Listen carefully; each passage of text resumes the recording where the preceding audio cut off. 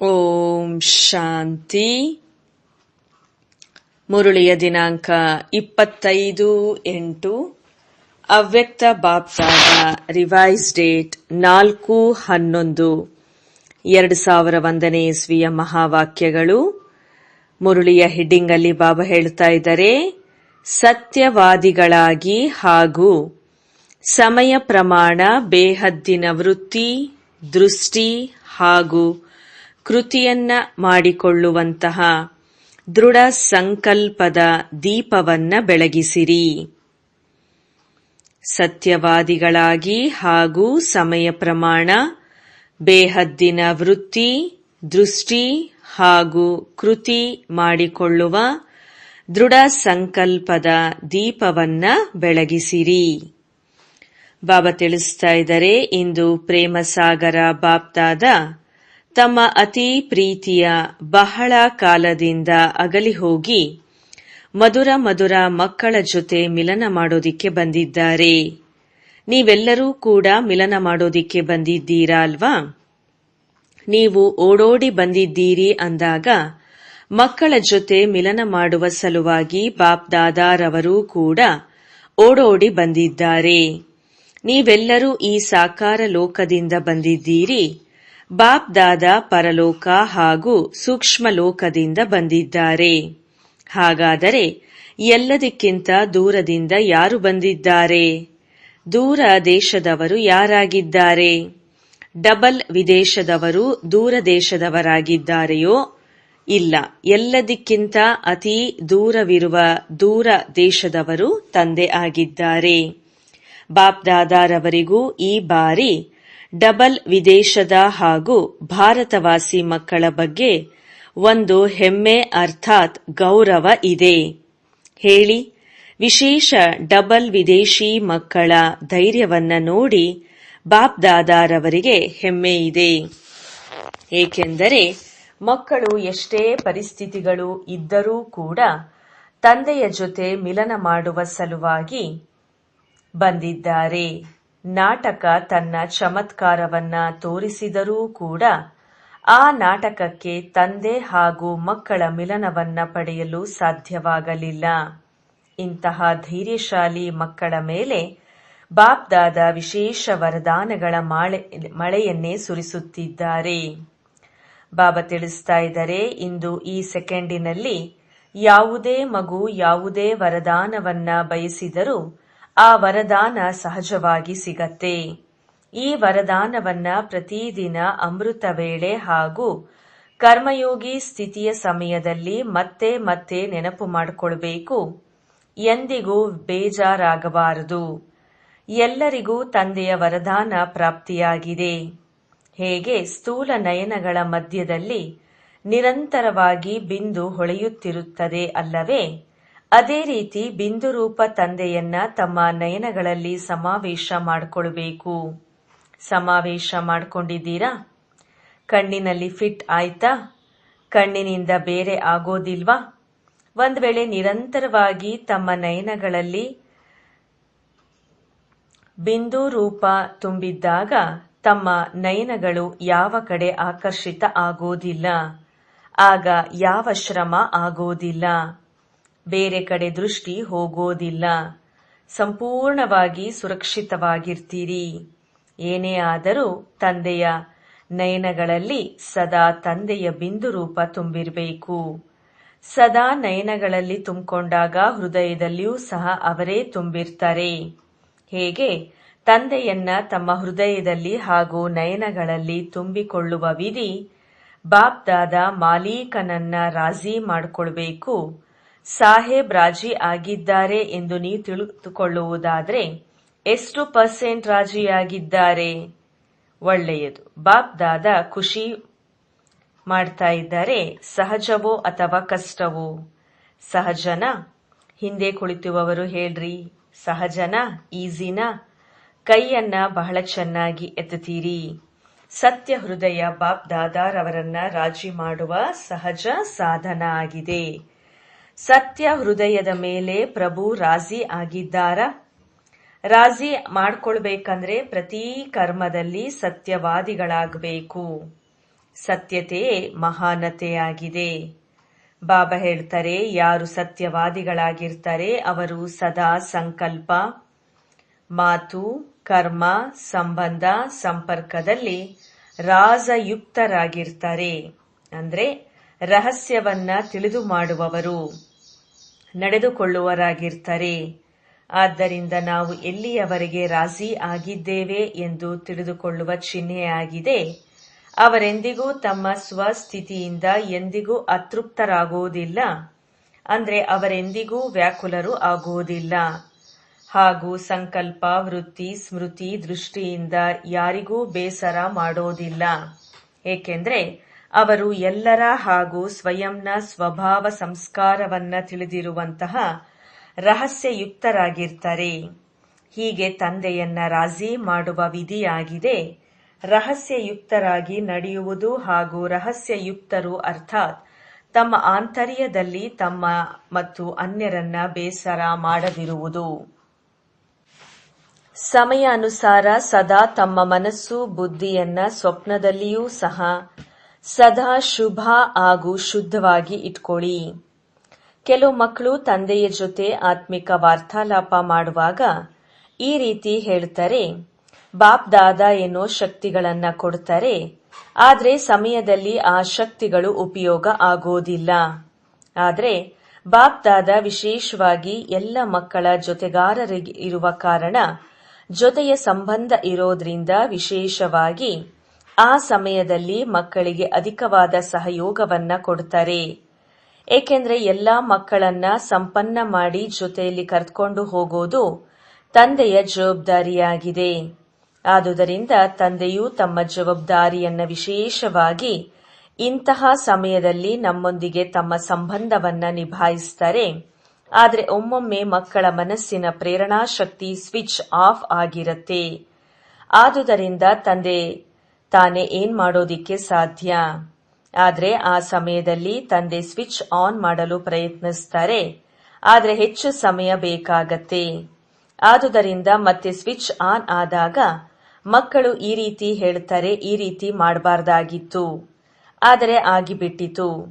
ಆದುದರಿಂದ ಸದಾ ತಮ್ಮ ಮನಸ್ಸಿನ ಪ್ರೇರಣಾ ಶಕ್ತಿ ಅದನ್ನ ತಂದೆ ಪ್ರೇರಣೆ ಅಂತ ಹೇಳ್ತಾರೆ. ಆ ಟಚಿಂಗ್ ಅಥವಾ ಪ್ರೇರಣಾ ಶಕ್ತಿಯ ಸ್ವಿಚ್ ಅನ್ನ ಆನ್ ಮಾಡಿಟ್ಕೊಳ್ಳಿ. ಆದ್ರೂ ಕೂಡ ಮಾಯೆಯು ಆಫ್ ಮಾಡೋದಿಕ್ಕೆ ಪ್ರಯತ್ನ ಮಾಡ್ತಾ 1 ಸೆಕೆಂಡಿನಲ್ಲಿ ಆಫ್ ಮಾಡಿ ಹೊರಟು ಹೋಗತ್ತೆ.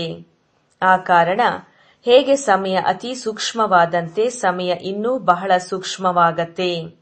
ಭಯ ಪಡೋದಿಲ್ಲ ತಾನೆ. ನೀವೆಲ್ಲರೂ ಯಾವ ವರ್ಷವನ್ನ ಆಚರಣೆ ಮಾಡ್ತಾ ಇದ್ದೀರಿ? ಬಾಪ್ ದಾದಾ ಮೊದಲೇ ಹೇಳಿದ್ದಾರೆ. ಯಾವ ವರ್ಷವನ್ನ ಆಚರಣೆ ಮಾಡ್ತಾ ಇದ್ದೀರಾ? ಸಂಸ್ಕಾರದಿಂದ ಜಗತ್ತಿನ ಪರಿವರ್ತನೆ ಎಂಬ ವರ್ಷವನ್ನ ಆಚರಣೆ ಮಾಡ್ತಾ ಇದ್ದೀರಾ? ಪಕ್ಕಾ ಆಚರಣೆ ಮಾಡಿದ್ದೀರಾ ಅಲ್ವೇ? ಆಚರಣೆ ಮಾಡಿದ್ದೀರಾ ಅಥವಾ ಮರ್ತಿದ್ದೀರಾ? ಆಚರಣೆ ಮಾಡ್ತಾ ಇದ್ದೇವೆ. ನಾನು ಯಾವಾಗ ಮಕ್ಕಳ ಪ್ರಪಂಚ ಪರಿವರ್ತನೆ ಮಾಡುವ ಪಕ್ಕಾ ಸಂಕಲ್ಪ ಮಾಡಿರುವ ಕಾರಣ ಪ್ರಕೃತಿ ಕೂಡ ತಂದೆಯನ್ನ ಈ ರೀತಿ ಕೇಳತ್ತೆ, ಸ್ವಚ್ಛ ಮಾಡೋದಿಕ್ಕೆ ತಯಾರು ಮಾಡ್ತೇನೆ. ಆದರೆ ಸ್ವಚ್ಛ ಮಾಡಲು ನಿಮಿತ್ತ ಆಗಿರುವವರು ಸ್ವಚ್ಛ ಮಾಡುವ ಸಮಯದಲ್ಲಿ ಮಾಡುತ್ತಾ ಮಾಡುತ್ತಾ ಯೋಚನೆಯಲ್ಲಿ ಮುಳುಗಿ ಮಾಡೋಣವೇ ಅಥವಾ ಬೇಡ ಎಂಬ ದ್ವಂದ್ವದಲ್ಲಿ ಬಂಧಿಸ್ಕೊಳ್ತಾರೆ. ಬೇಗ ಮಾಡೋಣ್ವಾ, ನಿಧಾನವಾಗಿ ಮಾಡೋಣ್ವಾ ಅಂತ ಹೇಳಿ ಪ್ರಕೃತಿ ನಾನು ಏನ್ ಮಾಡಬೇಕು ಅಂತ ಹೇಳಿ ಬಾಪ್ ದಾದಾರವರನ್ನ ಪ್ರಕೃತಿ ಕೇಳ್ತಾ ಇದೆ. ಬಾಬಾ ಹೇಳ್ತಾರೆ, ಈಗ ನಾವು ಏನಂತ ಉತ್ತರ ಕೊಡೋದು? ಡಬಲ್ ವಿದೇಶಿಯರು ಹೇಳಿ, ಸ್ವಲ್ಪ ಕಾಯುವಂತೆ ಹೇಳಬೇಕೇ? ಆದ್ರೆ ಇದು ಯಥಾರ್ಥವಾದ ಉತ್ತರ ಅಲ್ಲ. ಒಂದ್ ವೇಳೆ ಡಬಲ್ ವಿದೇಶದವರೇ ಕಾಯುವುದಾದರೆ ನಂತರ ವಿಮಾನವೂ ಕೂಡ ಸಿಗೋದಿಲ್ಲ. ಈಗಂತೂ ವಿಮಾನ ಸಿಕ್ತಲ್ವಾ? ವಿಮಾನದಲ್ಲಿ ನಿದ್ರೆ ಮಾಡುತ್ತಾ ಸುಖವಾಗಿ ಬಂದಿದ್ದೀರಾ ಅಲ್ವಾ? ಸುಖವಾಗಿ ಬಂದಿದ್ದೀರಾ?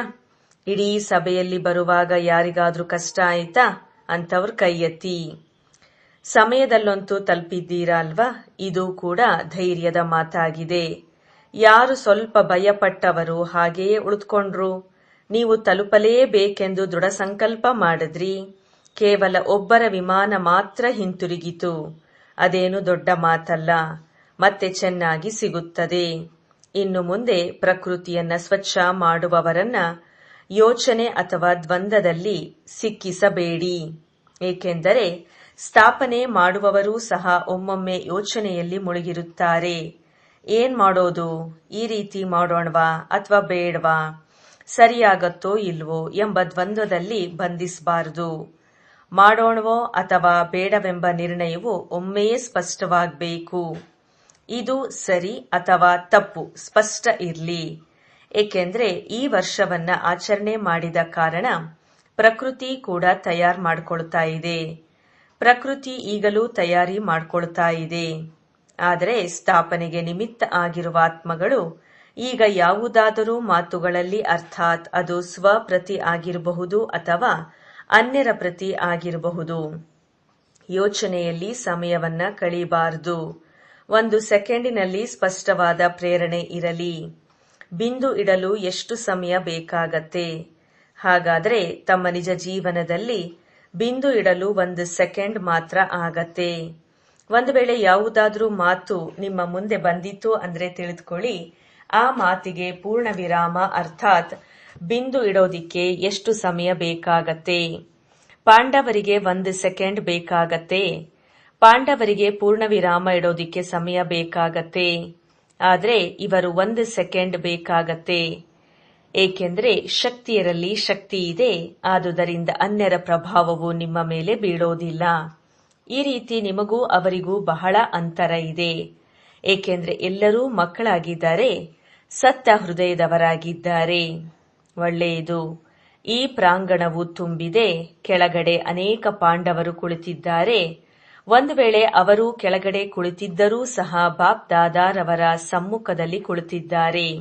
ಮಧುಬನದಲ್ಲಿ ಬಾಪ್ ದಾದ ಆಗಮಿಸಿದ್ದಾರೆ ಎಂದು ದೇಶ ವಿದೇಶದ ಎಲ್ಲ ಮಕ್ಕಳು ಇದೇ ನೆನಪಿನಲ್ಲಿ ಕುಳಿತಿದ್ದಾರೆ. ತಮ್ಮ ತಮ್ಮ ವಿಶಾಲ ಬುದ್ಧಿ ಹಾಗೂ ದಿವ್ಯ ದೃಷ್ಟಿಯಿಂದ ನೋಡ್ತಾ ಇದ್ದಾರೆ.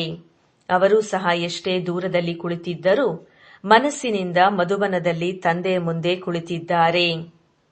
ನಿಮ್ಮ ಈ ಸಾಕಾರವತನದ ಸಾಧನಗಳು ಏರುಪೇರುಗಳಾಗಬಹುದು. ಆದರೆ ತಮ್ಮ ಆಧ್ಯಾತ್ಮಿಕ ದೂರದೃಷ್ಟಿ, ವಿಶಾಲ ಬುದ್ಧಿ ಎಂದಿಗೂ ಕೆಡೋದಿಲ್ಲ. ಹೀಗೆ ಬಾಪ್ ದಾದಾರವರ ಸಮ್ಮುಖದಲ್ಲಿ 4 ಕಡೆಯ ಎಲ್ಲ ಸೇವಾ ಕೇಂದ್ರದ ಮಕ್ಕಳು ಕಾಣ್ತಾ ಇದ್ದಾರೆ. ಒಳ್ಳೆಯದು. ದೀಪಾವಳಿಯನ್ನ ಆಚರಣೆ ಮಾಡಿದ್ರ? ಸಂಗಮ ಯುಗವು ಆಚರಿಸುವ ಯುಗ ಆಗಿದೆ. ಇದನ್ನ ಅಂತರ್ಮುಖಿಯಾದರೂ ಆಚರಿಸಿರಿ ಅಥವಾ ಅತೀಂದ್ರಿಯ ಸುಖದ ಮಜಾದಲ್ಲಿಯಾದರೂ ಆಚರಿಸಿರಿ. ಒಂದು ವೇಳೆ ಸೇವೆಯಲ್ಲಿ ಮಹಾದಾನಿಯಾಗಿ ಆತ್ಮಗಳಿಗೆ ಮಹಾದಾನವನ್ನ ಕೊಡುತ್ತಾ ಆಚರಿಸಿರಿ ಅಥವಾ ಪರಸ್ಪರ ಆತ್ಮಿಕ ವಾರ್ತಾಲಾಪ ಮಾಡಿ ಅಥವಾ ನೃತ್ಯ ಮಾಡಿರಿ. ಸಂಬಂಧ ಸಂಪರ್ಕದಲ್ಲಿ ಪರಸ್ಪರ ವಿಶೇಷತೆಯನ್ನ ನೋಡುತ್ತಾ ವಿಶೇಷತೆಯ ಪರಿಮಳವನ್ನ ತೆಗೆದುಕೊಳ್ಳಿ. ಈ ರೀತಿ ಸದಾ ಆಚರಿಸುವುದೇ ಆಚರಿಸುವುದಾಗಿದೆ. ಏಕೆಂದರೆ ಕಳೆದುಕೊಳ್ಳುವ ಯುಗವು ಸಮಾಪ್ತಿಯಾಯಿತು. ಕಳೆದುಕೊಳ್ಳುವ ಯುಗ ಮುಗಿಯಿತಲ್ಲವೇ? ಈಗ ಆಚರಣೆ ಮಾಡುವ ಹಾಗೂ ಸಂಪಾದನೆ ಮಾಡುವ ಯುಗವಾಗಿದೆ. ಇದು ಜಮಾ ಮಾಡಿಕೊಳ್ಳುವ ಯುಗ ಆಗಿದೆ. ಹೀಗೆ ಬಾಪ್ ದಾದಾ ಸದಾ ಪ್ರತಿಯೊಬ್ಬ ಮಕ್ಕಳಲ್ಲಿ ಇದನ್ನೇ ನೋಡುತ್ತಾರೆ. ಯಾವುದಾದರೂ ರೂಪದಲ್ಲಿ ಆಚರಣೆಯನ್ನ ಮಾಡಬಹುದು. ಏಕೆಂದರೆ ಸಂಗಮದಲ್ಲಿ ಕಳೆದುಕೊಳ್ಳುವ ಹಾಗೂ ಪಡೆದುಕೊಳ್ಳುವ 2 ಪ್ರಕಾರದ ಜ್ಞಾನವೂ ಇದೆ. ಆದುದರಿಂದ ಕಳೆದುಕೊಂಡು ನಂತರ ಕಳೆದುಕೊಳ್ಳುವ ಸಂಪಾದನೆ ಬಗ್ಗೆ ಮಹತ್ವ ಇರತ್ತೆ. ಈಗ ಕಳೆದುಕೊಳ್ಳುವುದಕ್ಕೆ ಪೂರ್ಣ ವಿರಾಮ ಇಟ್ಕೊಳ್ಳಿ, ಅರ್ಥಾತ್ ಸ್ಟಾಪ್. ಅಂದರೆ ಕಳೆದುಕೊಳ್ಳಬಾರದು. ಒಂದು ಸಂಕಲ್ಪವನ್ನೂ ಸಹ ಕಳೆದುಕೊಳ್ಳಬಾರದು. ಸಂಪಾದನೆ ಮಾಡಿಕೊಳ್ಳುವ ಸಮಯದಲ್ಲಿ ಕಳೆದುಕೊಂಡ್ರೆ ಸಂಪಾದನೆಯನ್ನ ಯಾವಾಗ ಮಾಡಿಕೊಳ್ತೀರಿ?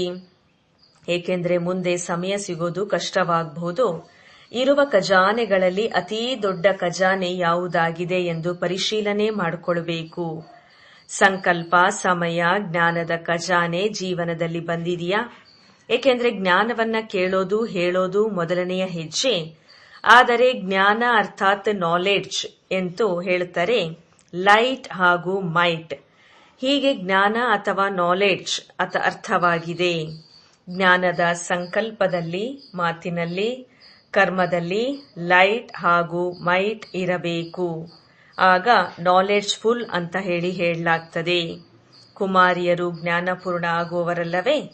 ಕೇವಲ ಸಾಪ್ತಾಹಿಕ ಶಿಕ್ಷಣ ಕೊಡುವವರು ಮಾತ್ರ ಅಲ್ಲ, ಭಾಷಣ ಮಾಡುವವರಷ್ಟೇ ಆಗಬಾರದು.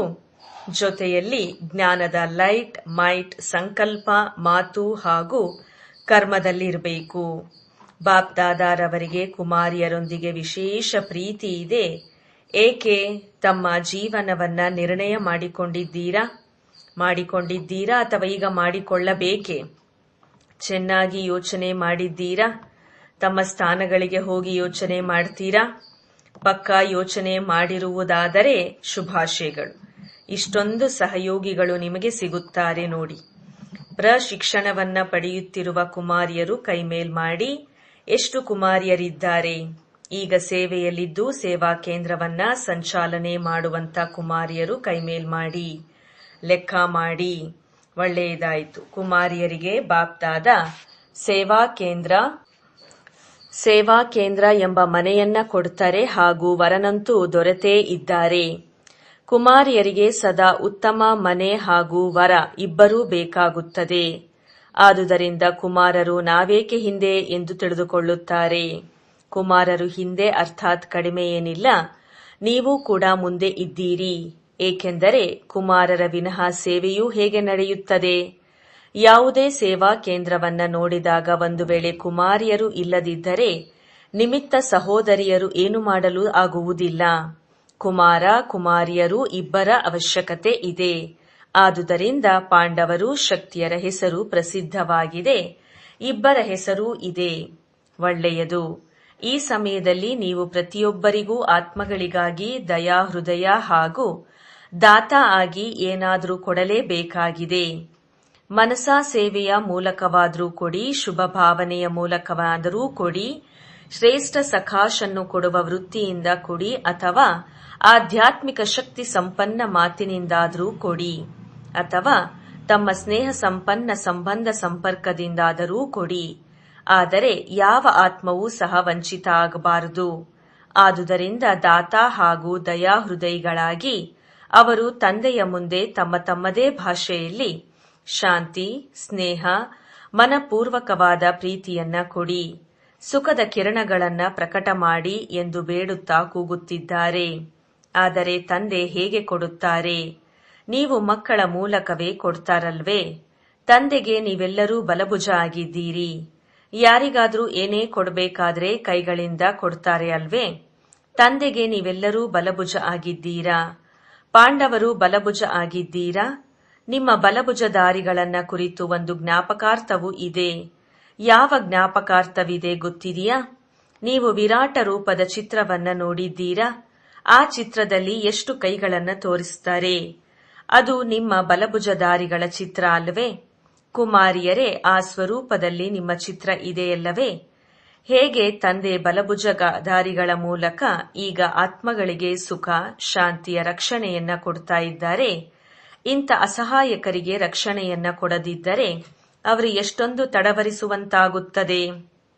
ಆದುದರಿಂದ ಈಗ ಎಲ್ಲರೂ ಹದ್ದಿನ ಮಾತುಗಳಿಂದ ಮೇಲೆ ಅರ್ಥಾತ್ ಶ್ರೇಷ್ಠತೆಯಲ್ಲಿ ಬನ್ನಿ. ಹದ್ದಿನ ಮಾತುಗಳಲ್ಲಿ, ಹದ್ದಿನ ಸಂಸ್ಕಾರಗಳಲ್ಲಿ ಸಮಯವನ್ನ ಕಳೆಯಬೇಡಿ. ಇಂದು ಬಾಪ್ದಾದ ಎಲ್ಲ ಮಕ್ಕಳಿಗೂ ಒಂದು ವೇಳೆ ಮಕ್ಕಳ ಸಮ್ಮುಖದಲ್ಲಿ ಕುಳಿತಿರಬಹುದು, ಅಥವಾ ಸೇವಾ ಕೇಂದ್ರಗಳಲ್ಲಿ ಇರಬಹುದು, ದೇಶ ವಿದೇಶದಲ್ಲಿ ಇರಬಹುದು.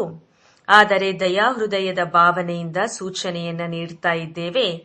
ಬಾಪ್ದಾದ ಪ್ರತಿಯೊಂದು ಮಗುವಿನ ಹದ್ದಿನ ಮಾತುಗಳಿಗೆ, ಹದ್ದಿನ ಸ್ವಭಾವ ಸಂಸ್ಕಾರದ ವಯ್ಯಾರವುಳ್ಳ ಚತುರತೆಯ ಸಂಸ್ಕಾರ ಹಾಗೂ ಹುಡುಗಾಟಿಕೆಯ ಸಂಸ್ಕಾರವನ್ನ ಬಹಳ ಸಮಯದಿಂದ ನೋಡ್ತಾ ಇದ್ದಾರೆ. ಇದೆಲ್ಲ ನಡೆಯುತ್ತೆ. ಯಾರು ನೋಡ್ತಾರೆ, ಯಾರಿಗೆ ಗೊತ್ತಾಗ್ತದೆ ಅಂತ ಕೆಲವು ಮಕ್ಕಳು ತಿಳ್ಕೊಳ್ತಾರೆ. ಆದ್ರೆ ಈ ಸಮಯದವರೆಗೂ ಬಾಪ್ದಾದ ದಯಾಹೃದಯಿಯಾಗಿ ನೋಡ್ತಾ ಇದ್ರು, ಕೇಳ್ತಾ ಇದ್ರೂ ಕೂಡ ದಯೆ ತೋರಿಸ್ತಾ ಇದ್ದಾರೆ. ಆದರೆ ಬಾಪ್ದಾದ ಕೊನೆಗೆ ಈ ದಯಾಹೃದಯ ಎಲ್ಲಿಯವರೆಗೆ ಅಂತ ಕೇಳ್ತಾ ಇದ್ದಾರೆ. ಪ್ರಕೃತಿ ಸಹ ಕೇಳ್ತಾ ಇದೆ. ಆದ್ರಿಂದ ನೀವು ಉತ್ತರ ಕೊಡಿ. ಈಗಂತೂ ಕೇವಲ ತಂದೆಯ ಸಂಬಂಧದಲ್ಲಿ ಪಾತ್ರ ನಡೀತಾ ಇದೆ. ಶಿಕ್ಷಕ ಹಾಗೂ ಸದ್ಗುರು ಹಾಗೆಯೇ ಇರ್ತಾರೆ. ಆದರೆ ತಂದೆ ಸ್ವರೂಪವಾಗಿರುವ ಕಾರಣ ಕ್ಷಮಾ ಸಾಗರ ಪಾತ್ರ ನಡೀತಾ ಇದೆ. ಒಂದು ವೇಳೆ ಧರ್ಮರಾಜನ ಪಾತ್ರ ಪ್ರಾರಂಭವಾದ್ರೆ ಏನ್ ಮಾಡ್ತೀರಿ? ತಂದೆ ಧರ್ಮರಾಜನ ಪಾತ್ರದಲ್ಲಿಯೂ ಸಹ ವಾ ಮಕ್ಕಳೇ ವಾ ಎಂಬ ಕೂಗು ಕಿವಿಗಳಲ್ಲಿ ಪ್ರತಿಧ್ವನಿಸಬೇಕೆಂದು ಬಾಪ್ದಾದ ಇಷ್ಟಪಡ್ತಾರೆ. ಆಮೇಲೆ ತಂದೆಗೆ ಈ ರೀತಿ ದೂರನ್ನ ಹೇಳಬಾರದು. ಬಾಬಾ, ನೀವು ನಮಗೆ ತಿಳಿಸಲೇ ಇಲ್ಲ, ತಿಳಿಸಿದ್ದರೆ ನಾವು ತಯಾರಾಗಿ ಬಿಡುತ್ತಿದ್ದೆವು. ಆದುದರಿಂದ ಈಗ ಹದ್ದಿನ ಸಣ್ಣ ಪುಟ್ಟ ಮಾತುಗಳಲ್ಲಿ, ಸ್ವಭಾವಗಳಲ್ಲಿ, ಸಂಸ್ಕಾರಗಳಲ್ಲಿ ತಮ್ಮ ಸಮಯವನ್ನ ವ್ಯರ್ಥವಾಗಿ ಕಳೀಬಾರದು. ಈ ರೀತಿ ಸಹ ತಿಳ್ಕೊಳ್ಬಾರದು. ನಡೀತಾ ಇದ್ದೇವೆ, ನಡೆಯತ್ತೆ. ಆದರೆ ಹೀಗೆ ಆಗೋದಿಲ್ಲ. ನೀವು ಏನ್ ಮಾಡ್ತೀರಿ? ಅದು 2 ಪಟ್ಟು 3 ಪಟ್ಟು 100 ಪಟ್ಟು ಜಮಾ ಆಗತ್ತೆ ವಿನಃ ಹಾಗೆಯೇ ನಡೆಯೋದಿಲ್ಲ. ಆದುದರಿಂದ ಹೃದಯದಲ್ಲಿ ಈ ದೃಢ ಸಂಕಲ್ಪದ ದೀಪವನ್ನ ಜಾಗೃತ ಮಾಡಿ ಹದ್ದಿನಿಂದ ಬೇಹದ್ದಿನ ವೃತ್ತಿ, ದೃಷ್ಟಿ, ಕೃತಿಯನ್ನ ಮಾಡಿಕೊಳ್ಳೇಬೇಕು. ಹೀಗೆ ಮಾಡಿಕೊಳ್ಳಲೇಬೇಕೆಂದು ಬಾಪ್ದಾದ ಹೇಳ್ತಾರೆ. ಇಂದು ಮಾಡಿಕೊಳ್ಳಲೇಬೇಕೆಂದು ಹೇಳ್ತಾ ಇದ್ದಾರೆ. ಮುಂದೆ ಬೇರೆ ಏನು ಹೇಳ್ತಾರೆ? ಟೂ ಲೇಟ್ ಎಂದು ಹೇಳಬೇಕಾಗತ್ತೆ. ಸಮಯ ಹಾಗೂ ಸೇವೆಯನ್ನ ನೋಡಿ ಸೇವೆಯೂ ಕೂಡ ಮುಂದುವರಿತಾ ಇರತ್ತೆ ಹಾಗೂ ಸಮಯವೂ ಸಹ ಮುಂದೆ ಓಡತ್ತೆ. ಆದರೆ ಸ್ವಯಂ ಹದ್ದಿನಲ್ಲಿದ್ದೇವೆ ಅಥವಾ ಬೇಹದ್ದಿನಲ್ಲಿದ್ದೇವೆ ಎಂದು ನೋಡ್ಕೊಳ್ಬೇಕು. ಹದ್ದಿನ ಮಾತುಗಳ ಹಿಂದೆ ನೀವು ಓಡಬೇಡಿ. ಆಗ ಬೇಹದ್ದಿನ ವೃತ್ತಿ, ಸ್ವಮಾನದ ಸ್ಥಿತಿ ನಿಮ್ಮ ಹಿಂದೆ ಓಡುತ್ತೆ. ಈ ವರ್ಷದಲ್ಲಿ ಈ ಸಮಯದವರೆಗೆ ಏನೆಲ್ಲ ಮಾಡ್ತಾ ಇದ್ದೀರಿ, ಅದರೊಂದಿಗೆ ಬಾಪ್ದಾದ ಸಂತುಷ್ಟ ಆಗಿದ್ದಾರೆ. ಅಂತ ಅವಕಾಶವನ್ನ ತೆಗೆದುಕೊಳ್ಳಿ ಅಂತ ಹೇಳ್ತಾರೆ. ಆದ್ರೆ ಈಗ ಸೇವೆಯಲ್ಲಿ ಅನುಭೂತಿ ಮಾಡಿಸ್ಬೇಕು. ಬಾಬಾ ಹೇಳ್ತಾರೆ, ಪರಂಜ್ಯೋತಿಗೆ ಅರ್ಪಣೆ ಆಗುವಂತ ಪತಂಗಗಳನ್ನಾಗಿ ಮಾಡಬೇಕು. ಒಂದ್ ವೇಳೆ ಸಹಯೋಗಿಗಳನ್ನಾಗಿ ಆದರೂ ಮಾಡಿ, ಜೊತೆಗಾರನಾಗಿಯಾದರೂ ಮಾಡಿರಿ. ಆದರೆ ಏನಾದರೂ ಆಗಬೇಕು. ಅದಕ್ಕಾಗಿ ಅನುಭೂತಿ ಎಂಬ ಖಜಾನೆಯನ್ನ ತೆರೆಯಿರಿ. ಒಳ್ಳೆಯದಾಯಿತು, ಇದುವರೆಗೆ ಚೆನ್ನಾಗಿ ನಡೆದಿದೆ. ಆದರೆ ಕೇವಲ ಸುತ್ತಿಕೊಂಡು ಹೋಗುವಂತ ಪತಂಗಗಳು ಆಗಬಾರದು. ಅನುಭೂತಿಯ ಶಿಕ್ಷಣವನ್ನ ಮಾಡೋದ್ರಿಂದ ಪಕ್ಕಾ ಪತಂಗಗಳಾಗ್ತಾರೆ. ಬಹಳ ಚೆನ್ನಾಗಿದೆ. ಇದು ಸ್ವರ್ಗದಂತೆ ಇದೆ. ಇಲ್ಲಿಯವರೆಗೆ ಅನುಭೂತಿ ಆಗತ್ತೆ. ಆದರೆ ಇದೇ ಯಥಾರ್ಥ ಜ್ಞಾನವಾಗಿದೆ, ನಾಲೆಡ್ಜ್ ಆಗಿದೆ. ಈ ರೀತಿ ಸೇವೆಯ ಫಲಿತಾಂಶವೇನೋ ಚೆನ್ನಾಗಿದೆ. ಆದರೆ ಈಗ ಅನುಭೂತಿಯ ಸ್ವರೂಪರಾಗಿ ಅನುಭೂತಿ ಮಾಡಿಸಿ. ಅನುಭೂತಿ ಮಾಡುವವರು ಎಂದರೆ ತಂದೆಯ ಜೊತೆ ಸೀದಾ ಸಂಬಂಧವನ್ನ ಇಡುವವರು ಆಗಿದ್ದಾರೆ. ಇಂತಹ ಅನುಭವಿ ಪತಂಗಗಳನ್ನ ತಯಾರು ಮಾಡಿರಿ. ಸಹಯೋಗಿಗಳನ್ನಾಗಿ ಮಾಡಿರುವ ಕಾರಣ ಬಹಳ ಅಭಿನಂದನೆಗಳು. ಅದೇ ರೀತಿ ಮಾಡುತ್ತಾ ಇರಿ. ಇದೇ ಪ್ರಾಪ್ತಿಯಾಗುವ ಸ್ಥಾನವಾಗಿದ್ದು ಇಲ್ಲಿಯೇ ಪ್ರಾಪ್ತಿಯಾಗುತ್ತದೆ ಎಂಬ ಮಾತನ್ನ ಒಪ್ಕೊಳ್ಳುತ್ತಾರೆ. ಆದರೆ ತಂದೆ ಜೊತೆ ಸಂಬಂಧವನ್ನ ಜೋಡಿಸಿ ಪರಂಜ್ಯೋತಿಯ ಹಿಂದೆ ಓಡುವಂತಾಗಬೇಕು. ಹೀಗೆ ಈ ವರ್ಷ ಬಾಪ್ದಾದ ವಿಶೇಷವಾಗಿ ಸೇವೆಯಲ್ಲಿ ಅನುಭೂತಿ ಮಾಡಿಸುವ ಶಿಕ್ಷಣವನ್ನ ಮಾಡಿಸೋದಿಕ್ಕೆ ಇಷ್ಟಪಡ್ತಾರೆ. ಇದರಿಂದ ಮಾತ್ರ ಸಾಕ್ಷಾತ್ಕಾರ ಆಗತ್ತೆ ಹಾಗೂ ಸಾಕ್ಷಾತ್ ತಂದೆಯ ಪ್ರತ್ಯಕ್ಷವಾಗತ್ತೆ. ಏನ್ ಮಾಡ್ಬೇಕಂತ ಕೇಳ್ತಾ ಇದ್ದೀರಾ? ಏನ್ ಮಾಡ್ಬೇಕೆಂಬ ಯೋಚನೆ ಸಿಕ್ಕಿತು. ಈ ವರ್ಷದಲ್ಲಿ ಫಲಿತಾಂಶವನ್ನ ನೋಡ್ತಾರೆ. ಒಳ್ಳೆಯದು.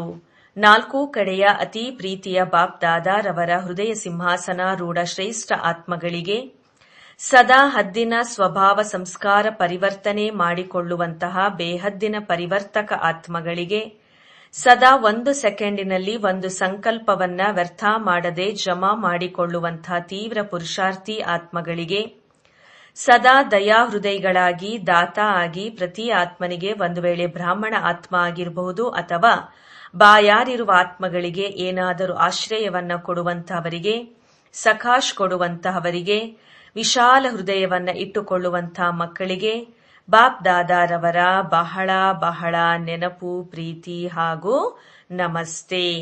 ವರದಾನ: ಉಮಂಗ ಉತ್ಸಾಹದಿಂದ ವಿಶ್ವ ಕಲ್ಯಾಣದ ಜವಾಬ್ದಾರಿ ನಿಭಾಯಿಸುವಂತಹ ಆಲಸ್ಯ ಹಾಗೂ ಹುಡುಗಾಟಿಕೆಯಿಂದ ಮುಕ್ತ ಆಗಿರಿ. ಹಳಬರೇ ಇರಬಹುದು, ಹೊಸೊಬ್ಬರೇ ಆಗಿರಬಹುದು, ಬ್ರಾಹ್ಮಣರಾಗೋದು ಅಂದ್ರೇನೆ ವಿಶ್ವ ಕಲ್ಯಾಣದ ಜವಾಬ್ದಾರಿ ತೆಗೆದುಕೊಳ್ಳೋದು. ಯಾವಾಗ ಯಾವುದೇ ಜವಾಬ್ದಾರಿ ಇರ್ತದೆ ಅದನ್ನ ತೀವ್ರ ಗತಿಯಿಂದ ಪೂರ್ಣ ಮಾಡಲಾಗ್ತದೆ. ಜವಾಬ್ದಾರಿ ಇಲ್ಲ ಅಂತಂದ್ರೆ ಹುಡುಗಾಟಿಕೆ ಇರತ್ತೆ. ಜವಾಬ್ದಾರಿ ಆಲಸ್ಯ ಮತ್ತು ಹುಡುಗಾಟಿಕೆಯನ್ನ ಸಮಾಪ್ತಿ ಮಾಡಿಬಿಡತ್ತೆ. ಉಮಂಗ ಉತ್ಸಾಹ ಉಳ್ಳವರು ಸದಾ ಅತಕ್ಕಾಗಿರ್ತಾರೆ. ಅವರು ತಮ್ಮ ಚಲನೆ ವಲನೆಯಿಂದ ಅನ್ಯರಲ್ಲೂ ಸಹ ಉಮಂಗ ಉತ್ಸಾಹ ಹೆಚ್ಚಿಸ್ತಾ ಇರ್ತಾರೆ. ಸ್ಲೋಗನ್: ಸಮಯ ಪ್ರಮಾಣ ಶಕ್ತಿಗಳನ್ನು ಉಪಯೋಗಿಸೋದು ಎಂದ್ರೆ ಜ್ಞಾನಿ ಮತ್ತು ಯೋಗಿ ಆತ್ಮಗಳಾಗೋದಾಗಿದೆ. ಇಂದು ನಮ್ಮೆಲ್ಲರ ಪ್ರಾಣಪ್ರಿಯ ದಾದಿ ಪ್ರಕಾಶ್ ಮಣಿಜಿಯವರ ಪುಣ್ಯ ಸ್ಮೃತಿ ದಿವಸವಾಗಿದೆ. ಹೇಗೆ ದಾದೀಜಿಯವರು ಪ್ರತಿ ಕರ್ಮದಲ್ಲಿ ಸತ್ಯವಾದಿಗಳಾಗಿ ಸತ್ಯ ಹೃದಯದಿಂದ ಸತ್ಯ ಸಾಹೇಬನನ್ನ ರಾಜಿ ಮಾಡಿಕೊಂಡು ಹೃದಯ ಸಿಂಹಾಸನಾಧಿಕಾರಿಯಾದರು, ಅದೇ ರೀತಿ ನಾವು ಕೂಡ ದಾದೀಜಿಯವರ ಸಮಾನ ಆಗಬೇಕು. ಇದೇ ಅವರ ಪ್ರತಿ ಸ್ನೇಹಪೂರ್ಣ ಶ್ರದ್ಧಾಂಜಲಿಯಾಗಿದೆ. ಒಳ್ಳೆಯದು. ಓಂ ಶಾಂತಿ.